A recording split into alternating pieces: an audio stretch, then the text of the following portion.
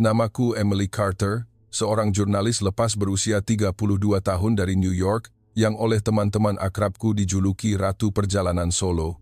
Selama 10 tahun terakhir, aku telah bepergian sendirian ke lebih dari 70 negara, menulis artikel tentang keselamatan wanita untuk majalah-majalah global. Aku pernah berjalan menembus jalanan Kairo pada pukul 02:00 dini hari, pernah menumpang kereta yang sangat penuh sesak di Mumbai, hingga sulit bernapas, pernah diikuti pria asing di Buenos Aires, dan selalu selamat kembali dengan kisah yang membuat pembaca kagum. Namun, ada satu negara yang selalu aku tolak untuk kunjungi sendirian, Indonesia. Setiap kali aku menyebut kata Indonesia dalam percakapan, orang-orang akan langsung mengangkat tangan dan memperingatkanku. Jangan pernah pergi sendirian, Emily, apalagi sebagai wanita. Beritanya banyak sekali. Wanita hilang, diculik, ditipu, dirampok. Taksi sering menolak menggunakan argometer. Penjahat berkeliaran. Budaya patriarki yang kental. Wanita berjalan sendirian di malam hari sangat berisiko. Aku percaya pada mereka, karena aku sendiri adalah orang yang selalu menulis artikel peringatan semacam itu. Hingga suatu hari, editor utama dari majalah perjalanan terkenal menelepon, Emily, kami butuh artikel sensasional tentang mengapa wanita tidak boleh bepergian sendirian di Indonesia. Jumlah pembacanya pasti akan meledak. Kami ingin yang benar-benar brutal dan jujur. Aku tertawa pelan. Inilah kesempatan emas. Aku akan membuktikan kepada dunia bahwa semua peringatan yang mereka berikan itu benar. Aku memesan tiket penerbangan tunggal, tanpa pemandu, tanpa teman perjalanan. Hanya diriku, satu tas ransel, dan sebuah buku catatan kosong yang siap mencatat kengerian. Selama penerbangan 40 jam, aku membuka kembali berita-berita lama yang pernah aku simpan. Turis wanita diserang di Pulau Lombok. Wanita asing ditipu agar naik minibus lalu menghilang. Polisi Indonesia menerima suap dan membebaskan pelaku kejahatan. Aku tersenyum penuh kemenangan. Kali ini, aku akan menulis artikel yang akan membuat semua orang takut untuk menginjakkan kaki di Indonesia lagi. Pesawat mendarat di Bandara Internasional Soekarno-Hatta pada pukul 04.00 pagi. Kelembaban panas langsung menerpa wajahku begitu pintu pesawat terbuka. Aku merasa seperti berjalan masuk ke dalam mulut oven.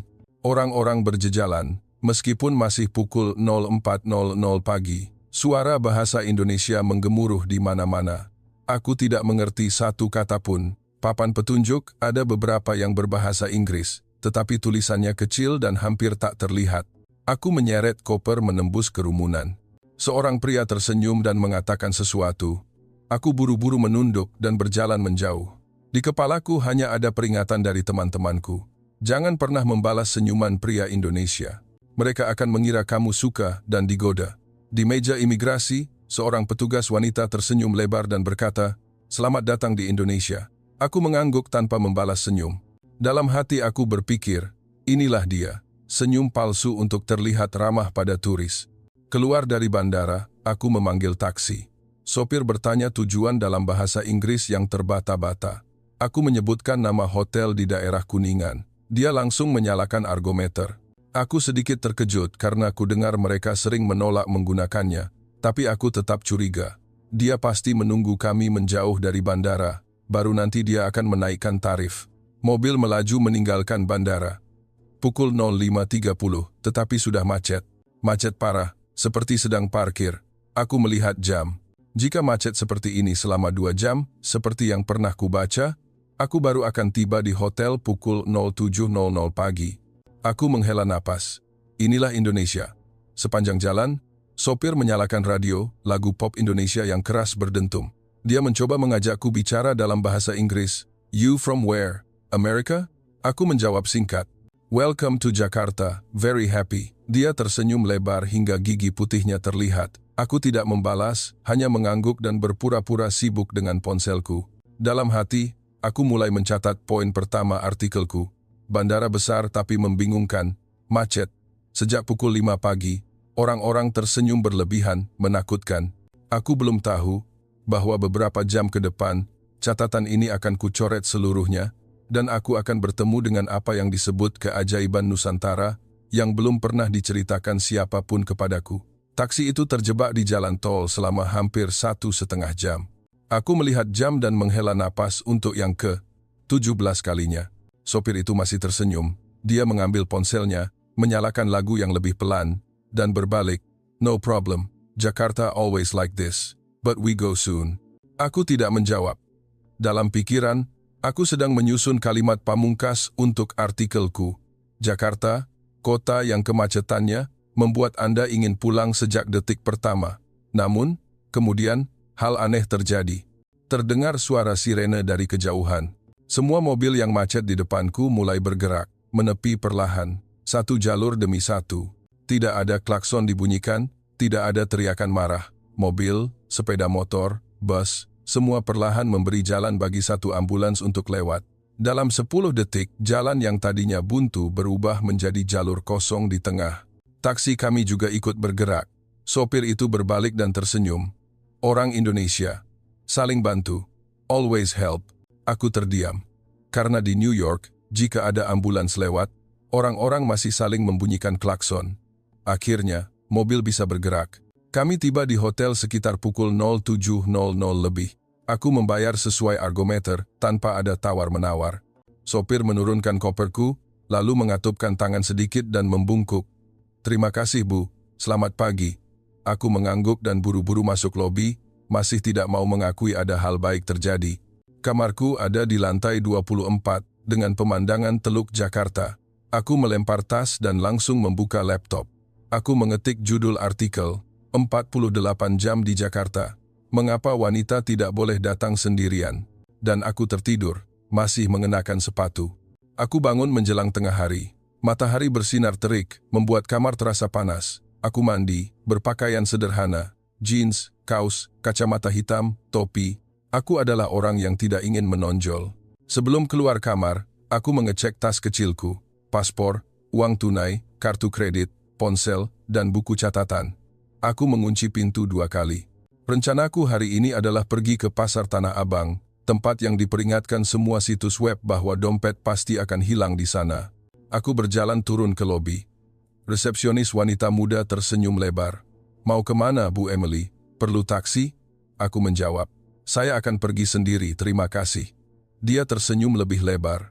Baik, hati-hati ya, Bu. Tapi jangan terlalu takut. Jakarta aman untuk wanita kok. Aku mengangkat alis. Aman? Aku akan buktikan sebaliknya. Aku berjalan keluar hotel. Panas menyengat. Aku memanggil taksi di pinggir jalan. Sopir bertanya tujuan, Pasar Tanah Abang. Dia langsung menyalakan argometer.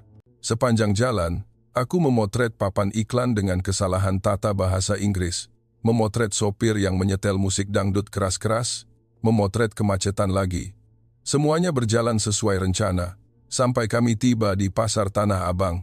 Aku melangkah keluar dari mobil. Panas dan bau makanan yang digoreng bercampur hingga hampir sulit bernapas. Kerumunan begitu padat, bahu beradu bahu. Aku berjalan di lorong sempit antara toko-toko pakaian bekas. Satu tangan memegang erat tas selempang, tangan yang lain memegang ponsel, merekam video. Ini adalah salah satu pasar paling berbahaya di Asia. Aku berbisik ke kamera. Jika Anda seorang wanita yang datang sendirian, tas Anda akan hilang dalam 10 menit. Aku berjalan 5 menit, 10 menit, 15 menit.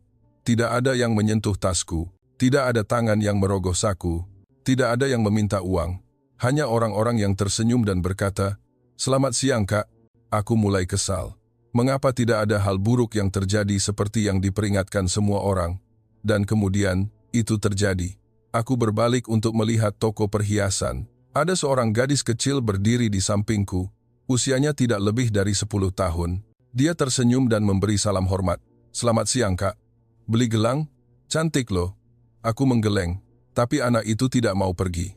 Dia mengikutiku 2 atau 3 langkah, lalu berbisik pelan, "Kak, hati-hati tasnya ya. Orang banyak, nanti hilang." Aku tersentak. Anak berusia 10 tahun sedang memperingatkanku tentang penjahat. Aku berbalik, menatap wajahnya. Matanya jernih, tanpa kelicikan. Dia tersenyum dan memberi salam hormat lagi, sebelum berlari menghilang ke dalam kerumunan. Aku berdiri diam di sana, tanganku masih memegang tas erat-erat. Tapi hatiku mulai sedikit goyah. Apakah aku sedang ditipu, atau sedang ditolong? Aku belum tahu, bahwa ini hanyalah awal dari hari di mana semua yang aku yakini akan terbalik, dan anak itu akan menjadi orang pertama yang membuatku bertanya pada diri sendiri, Mungkinkah aku salah sejak awal? Pukul 15.00, pasar Tanah Abang semakin panas dan padat. Keringat membanjiri tubuhku hingga kausku menempel di punggung. Aku berjalan berputar-putar hingga kakiku mulai pegal, tetapi belum juga menemukan bukti yang aku cari. Aku memutuskan untuk mencari tempat istirahat. Aku melihat sebuah warung kopi kecil di pinggir jalan dengan papan bertuliskan es kopi susu, Rp10.000. Harga yang sangat murah, mencurigakan. Aku masuk dan duduk di meja paling sudut. Aku memesan satu es kopi susu. Pemiliknya seorang wanita berusia 50-an, kulitnya agak gelap, tersenyum lebar hingga gusinya terlihat. Duduk dulu, ya, nanti saya antar. Dia berbicara bahasa Inggris lebih fasih dari yang kubayangkan. 2 menit kemudian, es kopi susu yang besar diletakkan di depanku. Penuh es, manis, dan harum, membuatku lupa akan panas. Aku menyesapnya dan terkejut. Ini kopi paling enak yang pernah kumakan. Pemilik warung itu datang dan duduk bersamaku. Datang sendirian ya? Aku mengangguk. Masih berhati-hati. Ya, saya sedang bekerja. Dia tersenyum lebih lebar. Bagus. Wanita Indonesia juga bepergian sendirian terus. Aman sekali kok. Aku mengangkat alis. Benarkah? Saya dengar berbahaya, apalagi untuk wanita. Dia tertawa pelan, suaranya seperti lonceng perak. Berita itu suka membesar-besarkan sisi buruknya. Tapi hari ini, wanita Indonesia naik Gojek pulang jam 3 pagi juga ada. Naik Transjakarta sendirian itu biasa. Dia menunjuk putrinya yang sedang membersihkan warung di samping. Itu putri saya, 18 tahun, kuliah. Pulang ke kos jam 2 pagi setiap hari, tidak pernah ada masalah. Aku terdiam. Gambaran di kepalaku selama ini adalah wanita Indonesia yang berpakaian pendek, duduk di samping bar, diraba-raba oleh pria asing.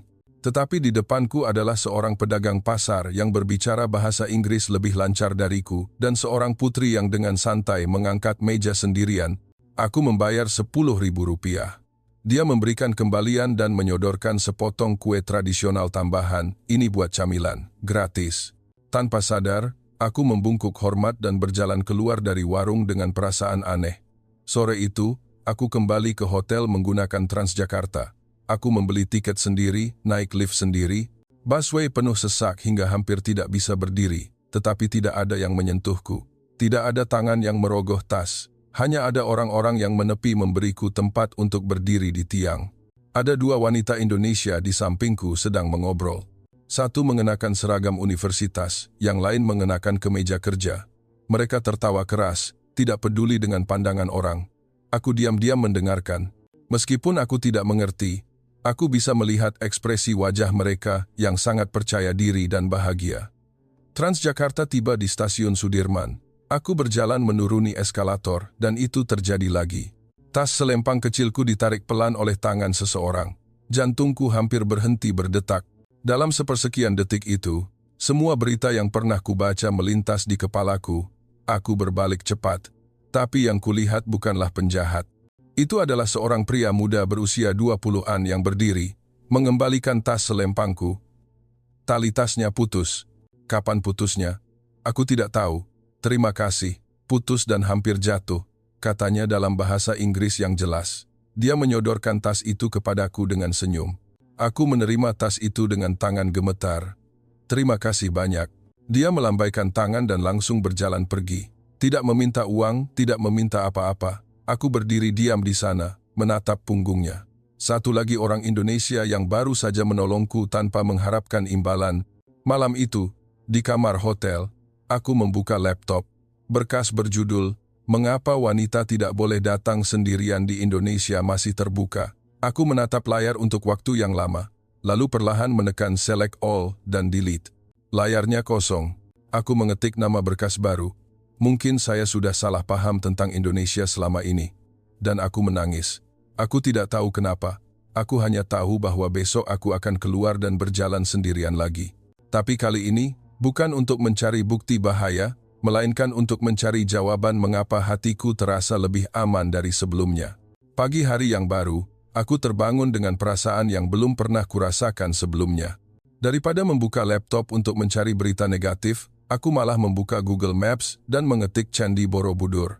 Aku ingin melihat sesuatu yang bukan berita buruk. Pagi hari yang baru, Aku terbangun dengan perasaan yang belum pernah kurasakan sebelumnya. Daripada membuka laptop untuk mencari berita negatif, aku malah membuka Google Maps dan mengetik Kota Tua Jakarta. Aku ingin melihat sesuatu yang bukan berita buruk. Kereta komuter jalur biru penuh sesak, tapi tidak ada yang menyentuhku sedikit pun. Seorang bapak tua bangkit dan mempersilakanku duduk. Aku melambaikan tangan menolak. Dia tersenyum dan membungkuk hormat. Aku membalas hormatnya secara otomatis. Tiba di stasiun kota. Aku berpindah ke bus Transjakarta menuju Museum Fathahillah. Angin di sepanjang kali Ciliwung terasa dingin hingga membuatku merinding. Aku berdiri di depan bus, melihat Jakarta yang bukan hanya gedung-gedung tinggi, tetapi juga rumah-rumah kayu tua bercampur dengan masjid-masjid yang berkilauan. Bus berhenti di halte kota. Aku berjalan mengikuti petunjuk ke museum. Namun, sebelum sampai di gerbang museum, aku melihat seorang wanita berdiri sambil menangis di pinggir jalan. Ransel besarnya robek memanjang hingga barang-barangnya berhamburan. Dia turis asing, berambut pirang, mata merah bengkak. Aku ragu hanya 2 detik, lalu berjalan mendekat. Ada apa? Dia tersedu-sedu. Tasku dirobek, paspor, uang, ponsel, semuanya hilang. Dalam hatiku terlintas kata, lihat, aku benar. Tetapi mulutku malah berkata, tunggu, jangan menangis, saya bisa bantu. Aku membawanya berjalan ke pos polisi pariwisata di dekat Museum Sejarah Jakarta. Seorang polisi berdiri di sana, bertubuh tinggi besar, berwajah tegas. Aku sudah bersiap akan diabaikan, tetapi yang terjadi justru sebaliknya. Polisi itu langsung membungkuk hormat. Selamat siang, Bu. Ada yang bisa kami bantu? Dia berbicara bahasa Inggris sejelas orang yang kuliah di London. Aku menceritakan kejadiannya. Dia tidak bertanya berulang-ulang. Tidak menyalahkan mengapa ia tidak hati-hati. Dia hanya mengambil radio komunikasi dan berbicara sesuatu dengan cepat. Tidak sampai 5 menit, 2 polisi lain mengendarai sepeda motor datang. Salah satunya membawakan sebuah ponsel.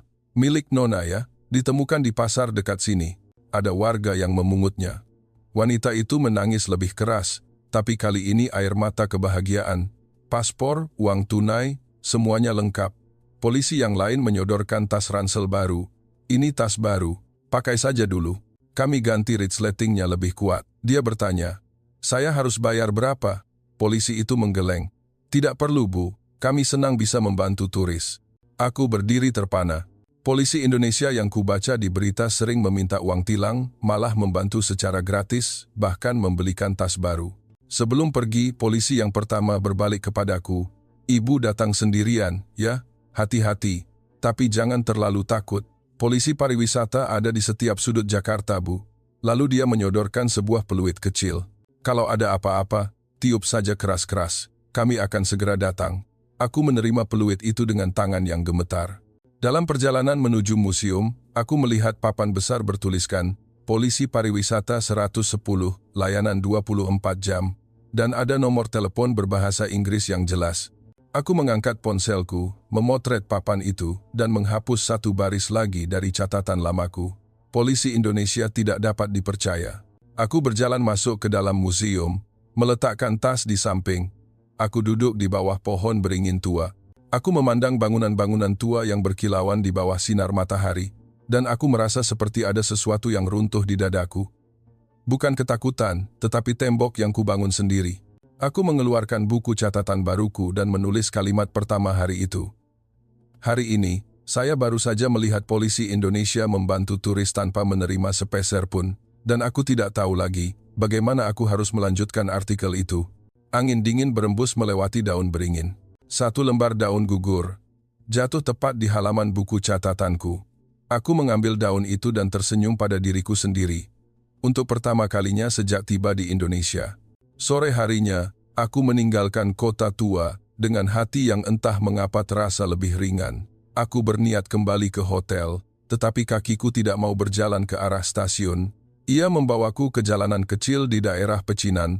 Matahari panas, tetapi ada banyak pohon besar yang meneduhkan. Sepanjang jalan, ada warung-warung kecil, orang-orang duduk mengobrol keras-keras, anak-anak berlarian. Semua orang memberi salam hormat kepadaku tanpa perlu saling kenal. Dan kemudian, aku melihatnya. Seorang wanita berdiri di depan rumah kayu 2 lantai yang sudah tua, usianya sekitar 40-an. mengenakan kaos putih, celana pendek, rambut pendek seperti laki-laki. Dia sedang mengangkat sebuah sepeda motor besar ke atas gerobak, sendirian, dengan santai. Aku berdiri menatap tanpa sadar. Dia menoleh, memberi salam hormat, dan tersenyum lebar. "Selamat sore, dari mana Kak?" Aku menjawab secara otomatis. "Amerika." Dia tertawa pelan. "Oh bule, masuk dulu Kak, panas." Aku ragu sesaat, lalu mengikutinya masuk ke dalam rumah kayu yang tua tapi sangat bersih dan rapi. Di dalamnya ada meja kerja penuh dengan peralatan mekanik. Ada papan bertuliskan bengkel motor Bu Wati. Dia memperkenalkan dirinya, "Saya Wati, panggil saja Bu Wati. Umur 45. Sudah jadi montir motor hampir 20 tahun." Aku duduk di bangku kayu. Dia menyodorkan segelas air dingin yang besar. "Minum Kak, gratis." Aku bertanya terus terang. "Ibu seorang wanita bekerja di profesi ini sendirian?" Bu Wati tertawa sampai terguncang. "Sendirian dong. Dulu pelanggan laki-laki tidak mau saya perbaiki, katanya wanita tidak bisa. Tapi setelah selesai diperbaiki, mesinnya sunyi senyap, lebih cepat dari montir laki-laki. Sekarang, pelanggan laki-laki pun minta diperbaiki sama saya." Dia menunjuk foto yang tergantung di dinding. Foto Bu Wati berdiri di samping motor balap trailnya, ia memenangkan banyak kejuaraan. Wanita Indonesia bisa melakukan apa saja Kak. Mengendarai motor besar, balapan, memperbaiki motor, membuka kafe, semuanya. Aku tercengang. Gambaran wanita Indonesia di kepalaku adalah orang yang tertindas, dianggap sebagai kelas 2. Tapi di depanku adalah wanita yang mengangkat mesin seberat 50 kg sendirian dan tertawa lebih keras daripada pria yang pernah kukencani di Amerika. Bu Wati bertanya lagi, "Lalu kakak ke Indonesia mau kerja apa?" Aku menjawab jujur, "Saya datang untuk menulis artikel bahwa tempat ini berbahaya bagi wanita." Dia tertawa sampai air mata keluar. "Waduh, berita itu memang banyak menipu kita ya Kak. Saya naik motor pulang jam 3 pagi setiap hari, tidak pernah takut. Hanya polisi yang melambaikan tangan, menyuruh saya cepat pulang. Hati-hati di jalan ya Bu." Dia mengambil ponselnya dan menunjukkan foto-foto. Foto Bu Wati bersama sekelompok wanita mengendarai motor besar menjelajahi seluruh Indonesia. Ada foto di Gunung Bromo, turun ke Sumatera. Kami berkelompok sampai 10 orang, semua wanita. Tidak ada pria yang mengawal, tidak ada yang berani macam-macam, karena kami saling menjaga. Aku menatap foto itu, air mataku menggenang. Karena aku pernah menulis artikel bahwa wanita Indonesia mengalami penindasan seksual, tetapi wanita di depanku ini lebih merdeka dariku. Bu Wati bangkit dan meletakkan mesin motor yang rusak. "Lihat ini Kak, ini motor polisi wanita yang diservis kemarin. Dia setiap hari mengendarai motor polisi mengejar penjahat. Laki-laki pun takut padanya. Dia membuka mesin, menyelesaikannya dalam 10 menit lalu berbalik dan tersenyum. Lihat kan, wanita Indonesia tidak menunggu diselamatkan. Kami menyelesaikan masalah sendiri, memperbaiki motor sendiri, mengendarai sendiri, menjalani hidup sendiri." Sebelum aku pergi, Bu Wati menyodorkan sebuah helm.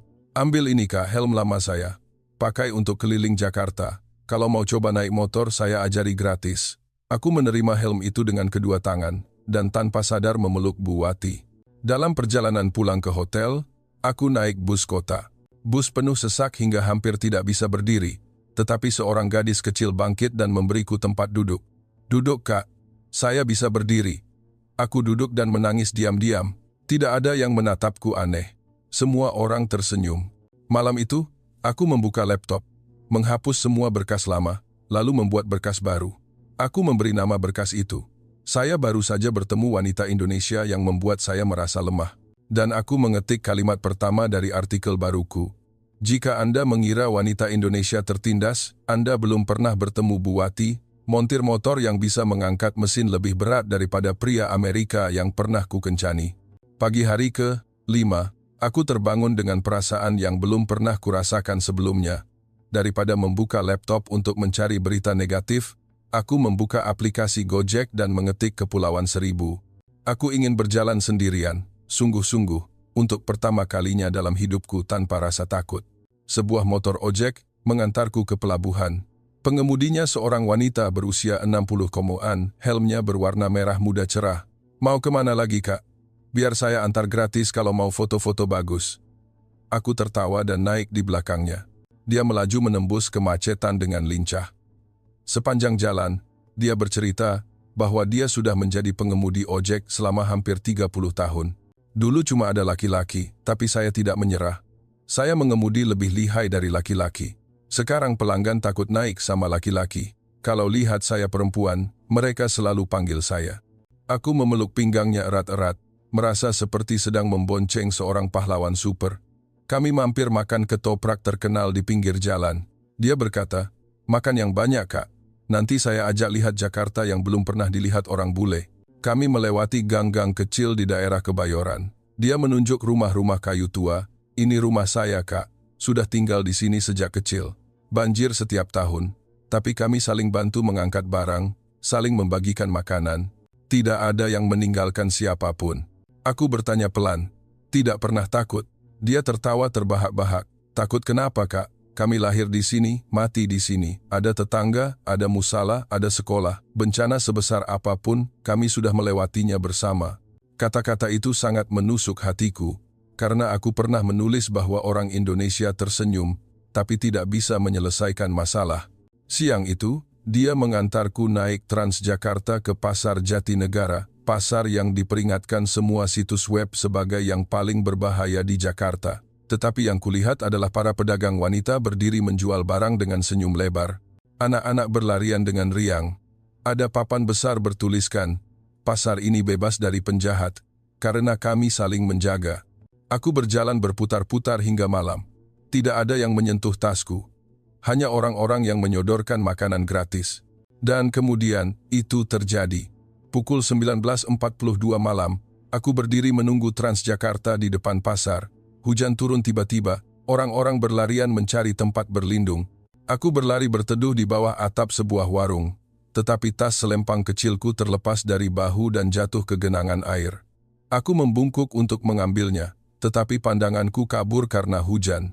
Ketika aku mendongak lagi, tas itu sudah hilang. Jantungku berhenti berdetak. Paspor, semua uang tunai, ponsel berisi data artikel, kartu kredit, semuanya hilang. Dalam sepersekian detik itu, semua yang pernah kuyakini kembali. Lihat, Indonesia benar-benar berbahaya. Aku seharusnya tidak mudah percaya. Aku bodoh karena membuka hati. Hujan masih turun tanpa henti. Aku berdiri menggigil di sana. Tidak ada ponsel untuk menelepon siapapun. Tidak ada uang untuk memanggil taksi. Bahkan tidak ada payung. Aku merasa seluruh duniaku runtuh. Artikel yang baru mulai kutulis, keyakinan yang baru mulai kubangun, semuanya hancur dalam sekejap mata. Aku merosot, duduk di lantai basah, menangis. Untuk pertama kalinya sejak tiba di Indonesia, aku menangis sekeras yang belum pernah kulakukan seumur hidupku. Dan aku mendengar suara, "Kak, kenapa?" Aku mendongak.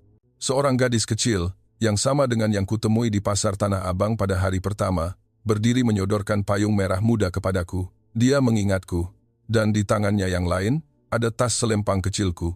"Saya kejar tante itu dari pasar, Kak." Dia buang tasnya terus lari. Aku menatapnya dengan tidak percaya. "Kenapa kamu menolongku?" Anak itu tersenyum lebar. "Karena kakak pernah beli gelang saya. Dan ibu saya mengajarkan, kalau lihat orang kesusahan, harus ditolong." Dia membuka tas itu untuk kutunjukkan. Semuanya lengkap, bahkan uang tunai terakhir. Aku memeluk anak itu erat-erat, menangis lebih keras. Hujan masih turun, tetapi aku tidak basah lagi. Karena payung merah muda anak berusia 10 tahun sedang melindungiku. Dan pada detik itu, aku tahu apa yang akan terjadi selanjutnya. Aku tidak akan menulis artikel peringatan lagi.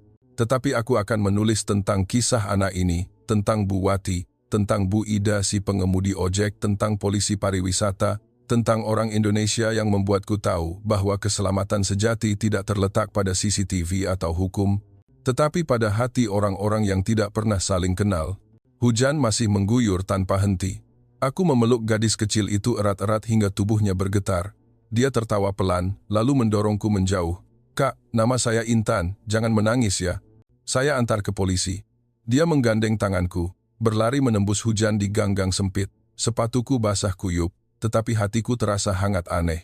10 menit kemudian, kami tiba di pos polisi komunitas Jatinegara. Pos kecil, tetapi lampunya terang benderang. 3 polisi sudah berdiri menunggu, seolah sudah tahu kami akan datang. Salah satunya langsung membungkuk hormat. "Selamat malam, Bu Emily." "Ya?" Aku terkesiap. Bagaimana dia tahu namaku? Polisi itu tersenyum, lalu menunjuk Intan. Adik ini yang telepon ke grup WhatsApp komunitas sejak di pasar katanya ada bule tasnya dirampas. Kami lacak CCTV, pelakunya sudah ketemu, sekarang sedang dikejar. Aku berdiri terpana, seolah disambar petir. Polisi yang lain menyodorkan handuk dan air hangat. Lap dulu bu, duduk istirahat, biar kami selesaikan. Mereka membawaku ke ruangan kecil. Ada komputer yang terhubung ke lebih dari 200 CCTV di sekitar pasar. Gambarnya sangat jelas. Wajah pelaku terlihat jelas. Polisi menekan telepon, berbicara dengan tim pengejaran. Tidak sampai 20 menit, suara radio berbunyi, tertangkap. Sedang dibawa kembali ke pos. Pelaku adalah seorang pria berusia 40-an, mabuk. Polisi mengatakan, dia adalah warga komunitas yang baru kembali dari penjara. Mohon maaf atas nama bangsa Indonesia ya bu, kami malu. Aku menggeleng kuat, tidak perlu minta maaf, kalian sangat cepat. Polisi tertawa. Ini sistem komunitas kami bu, kami saling bantu. Ada grup WhatsApp 1-200 orang. Siapapun yang melihat hal aneh, langsung lapor. CCTV kami pasang sendiri, tidak menunggu pemerintah.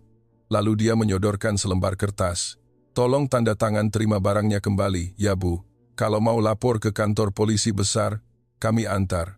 Aku menandatangani dengan tangan gemetar, lalu bertanya pelan, kenapa kalian menolong saya sejauh ini? Polisi menatap mataku lurus-lurus. Karena ibu adalah tamu kami, dan karena adik Intan ini sayang sama ibu. Polisi mengelus kepala Intan, lalu menyodorkan uang 1.000 rupiah. Hadiah anak baik hari ini. Dia menerima uang itu, membungkuk hormat, lalu berlari menghampiriku. Kak, uang ini buat kakak beli makan ya. Saya tidak mau. Aku menangis lebih keras. Malam itu, polisi mengendarai sepeda motor mengantarku kembali ke hotel. Sepanjang jalan, aku bertanya mengapa Indonesia memiliki orang-orang sebaik ini. Polisi itu menjawab pelan, karena kami sudah lama menderita bu.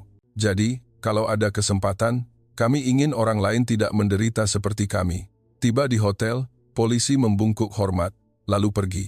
Aku berdiri menatap lampu belakang motornya menghilang dalam kegelapan, lalu merosot duduk di lobi. Karyawan hotel berlari menghampiriku. Bu Emily, ada apa? Aku mengangkat wajah, menatapnya, dan tersenyum dalam air mata. Saya baru saja bertemu keajaiban, kataku. Malam itu aku tidak tidur. Aku membuka laptop dan mengetik artikel semalaman. Judul artikel, saya datang untuk memperingatkan dunia, agar tidak ke Indonesia sendirian, tapi sekarang saya ingin mengajak dunia. Datanglah, dan Anda akan menemukan kebaikan yang hilang dari dunia. Aku menulis tentang Intan, tentang polisi komunitas, tentang Bu Wati, tentang pengemudi ojek. Dan aku menulis kalimat terakhir, jika Anda takut bepergian sendirian, datanglah ke Indonesia. Karena di sini, Anda tidak akan pernah sendirian lagi. Aku menekan kirim kepada editor pukul 04.00 pagi, lalu tidur sambil menangis bahagia. Karena aku tahu, 3 hari terakhir di Indonesia tidak akan lagi menjadi pencarian bukti, melainkan perpisahan dengan orang-orang yang telah menjadikan aku manusia baru. Pagi hari ke-7, hari terakhir sebelum pesawat kembali ke New York, aku bangun pukul 05.00 pagi, bukan karena alarm, tetapi karena jantungku berdebar terlalu kencang untuk tidur lagi. Aku berpakaian sederhana seperti hari pertama, jeans, kaos, topi lama. Tetapi tas selempang yang dulu putus, sekarang dijahit dengan benang merah muda oleh Intan. Aku naik bus kota yang sama, menuju kota tua lagi. Orang-orang padat seperti biasa, tetapi kali ini aku berdiri sambil tersenyum. Tiba di museum pukul 07.00 pagi. Sinar matahari lembut menyinari bangunan tua. Aku melepas sepatu, berjalan langsung ke pohon beringin tua yang sama. Aku duduk di bawah naungannya, mengambil buku catatan baru yang kubeli kemarin. Aku membuka halaman kosong, lalu menulis. Hari ke-1. Saya datang ke sini dengan rasa takut. Hari ke-7, saya duduk di sini dengan rasa cinta. Angin menerpa, selembar daun beringin gugur, seperti sebelumnya, tapi kali ini, aku tidak mengambilnya. Aku mengangkat tangan, menerimanya, lalu membiarkannya terbang bersama angin. Aku memejamkan mata. Semua gambar selama 7 hari muncul di kepalaku. Anak 10 tahun yang berlari mengejar hujan untuk mengembalikan tasku. Bu Wati yang mengangkat mesin motor 2 kali lebih berat dari dirinya. Polisi komunitas yang menangkap pencuri dalam 18 menit. Pengemudi ojek yang berkata, Kami lahir di sini, mati di sini.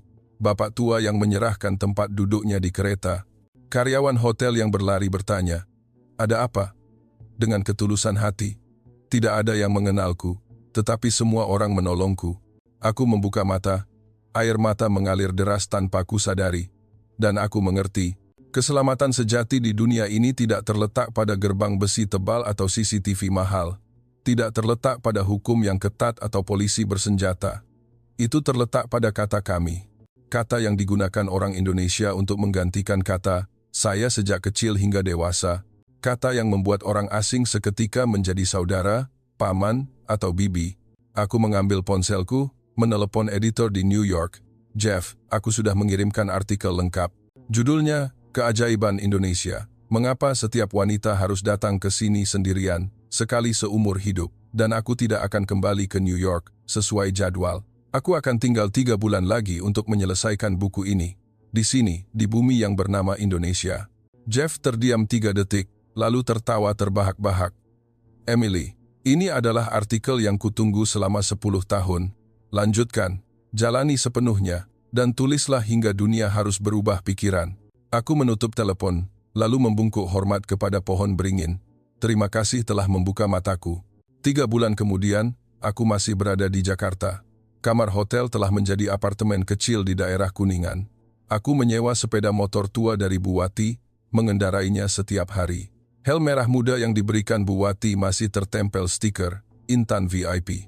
Setiap pagi aku bangun pukul 05.00, mengendarai motor ke Pasar Jatinegara, membantu Intan menjual gelang tangan yang ia buat sendiri.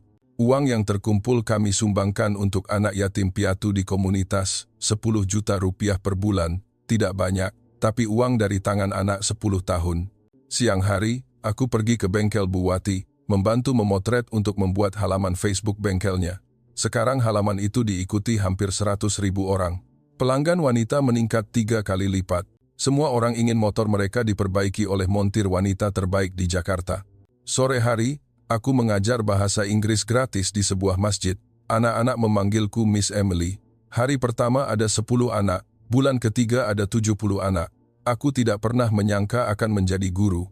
Malam hari aku duduk menulis buku di bawah pohon beringin tua di kota tua. Judul buku, Sendiri di Indonesia. Catatan jurnalis yang datang untuk mencela, pulang untuk mencinta. Setiap bab diakhiri dengan kalimat yang sama. Jika Anda masih takut bepergian sendirian, datanglah ke sini, dan Anda akan pulang dengan hati yang lebih besar dari sebelumnya. Bulan terakhir aku mengadakan acara kecil di Taman Suropati dengan nama acara Wanita Sendirian Tidak Pernah Sendiri. Aku mengundang Bu Wati, Bu Ida si pengemudi ojek, Intan, polisi komunitas Jatinegara, dan 500 wanita Indonesia lain yang kutemui dalam 3 bulan ini. Aku berdiri di panggung kecil, mikrofon di tanganku bergetar. 3 bulan lalu, aku datang ke sini untuk menulis artikel mengapa wanita tidak boleh datang sendirian. Hari ini, aku berdiri di sini untuk mengatakan bahwa setiap wanita harus datang ke sini sendirian, setidaknya sekali seumur hidup. Karena tempat ini akan mengajarkanmu bahwa kekuatan sejati bukanlah berjalan sendirian tanpa rasa takut, tetapi berjalan sendirian dan menemukan bahwa kamu tidak pernah sendirian sama sekali. Tepuk tangan membahana. Intan berlari ke atas panggung, memelukku erat-erat, lalu mengangkat papan kertas yang ia tulis dengan tulisan tangan anak-anak.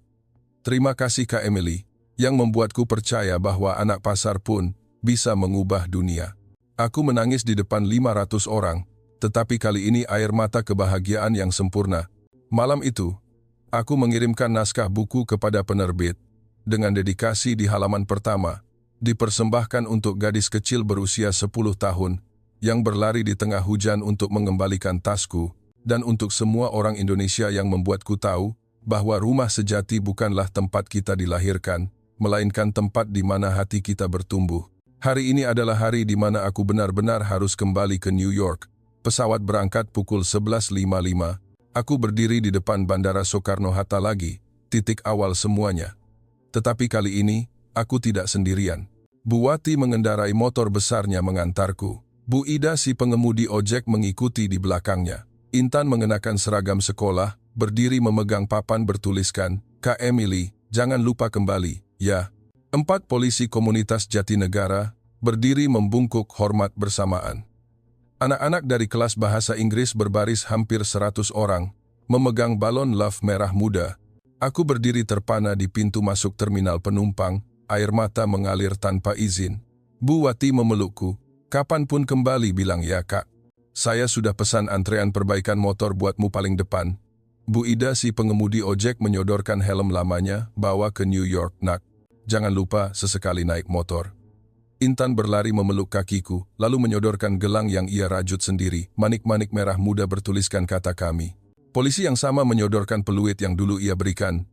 Bawa ya bu, kalau di Amerika sepi, tiup saja keras-keras, biar kami terbang menjemput ibu. Anak-anak menyanyikan lagu perpisahan bersamaan. Suara mereka yang jernih menggema di seluruh bandara.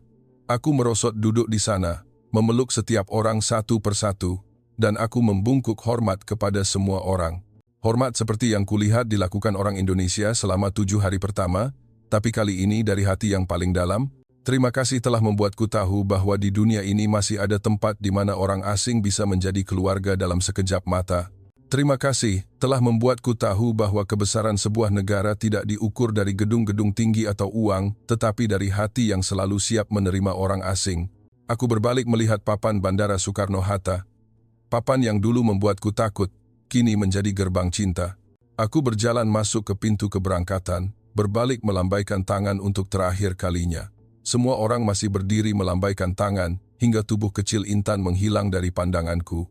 Di pesawat, aku membuka laptop, membuka berkas artikel terakhir berjudul, Dari Orang Yang Paling Takut pada Indonesia, Menjadi Orang Yang Paling Mencintai Indonesia di Dunia. Kalimat terakhir buku itu, jika suatu hari Anda merasa dunia ini dingin, naiklah pesawat ke sini sendirian, dan Anda akan kembali dengan hati yang cukup hangat untuk memeluk seluruh dunia. Karena inilah Indonesia, bumi yang membuat orang sepertiku, dari orang yang menulis peringatan untuk dunia, menjadi orang yang menulis undangan untuk dunia.